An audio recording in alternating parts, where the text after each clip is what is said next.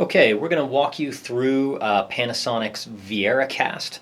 This is their 2012 version of their smart TV platform. It's going to vary a little bit from model to model depending on the remote control that you get, but this is more or less going to be the same across all the Panasonics. So in order to get to Viera Cast, you hit the Internet button on the remote, and it brings you to this home page right here. Now this menu layout is the same thing that Panasonic has had for about 2 or 3 years. We at televisioninfo.com have never been crazy about this. It's just not a super efficient way to organize your information. You have these giant icons. You'd be able to fit a lot more information on the screen if you made these smaller. If you hit the More button here, you're going to jump back and you can see these are kind of layered like different pages. In the center, you always have a live feed. So whatever your live input is, could be video games, could be cable TV, what have you. They have chosen to put some of their blue chip partners here on the front. So Netflix, YouTube, Hulu Plus, Amazon On Demand, things like that. You can organize these any way you want. This is at least one improvement over last year. If you go back a couple pages and into the settings menu, you'll see this option here called Customize Home Screen. And here you can move things around. Apparently you can't move the sponsored ad on the front page. Lord knows why anyone would want to click on that, but there it is. And so you can do what you want to organize these however you like. Now, they also have the Viera Connect Marketplace, and this is where you're going to be able to download different apps. The App Store for Panasonic thus far is okay.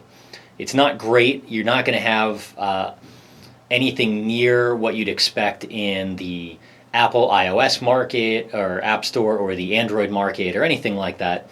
But you have the big guys here. You have Facebook, you have Twitter, you have AccuWeather.com, a lot of B grade and C grade video.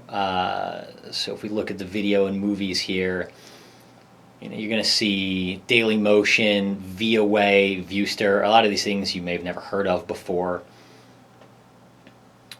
Music, sports, they're broken up into categories here. There's not a ton of stuff, but hopefully Panasonic will be able to entice developers. Now, on the other side of the Viera Connect store, they also have this marketplace where Panasonic will be happy to sell you Panasonic brand cameras, camcorders, 3D glasses, and so forth.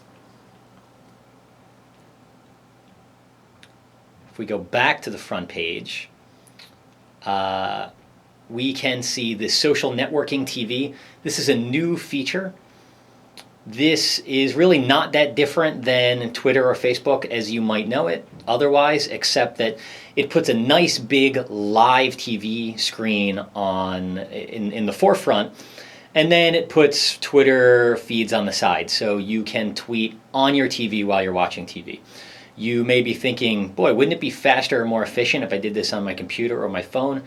You are generally correct, because trying to type a message using a 1 through 9 remote control is a real pain. Let's jump over to the internet browser, which has been improved since last year, but it's not great. We are having a hard time deciding when a customer might be more interested in using the television as a replacement for their computer or their smartphone or anything else you have that gets the internet, because this is a really frustrating way to deal with it. Now, you can have some favorites pages here. This looks a lot like Safari. We've set up Television Info as a favorite because it's certainly a favorite of ours. Now, I'm using the D-pad on the remote control to move the cursor back and forth. It's not great, but it's not too terrible. This part actually works just fine. The tricky part is when you need to type something. So let's go up to the Google search box and check out maybe our friends at Gizmodo. And let's say done, which I guess means search in this case.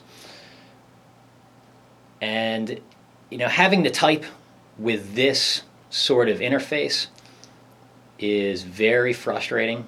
It can be very slow, especially if you're trying to type out a URL directly. So we're having a hard time seeing when you're going to want to use this very frequently. However, we were able to watch some embedded YouTube pages on some websites, which was a pleasant surprise for us. So, in summary, there's an internet browser.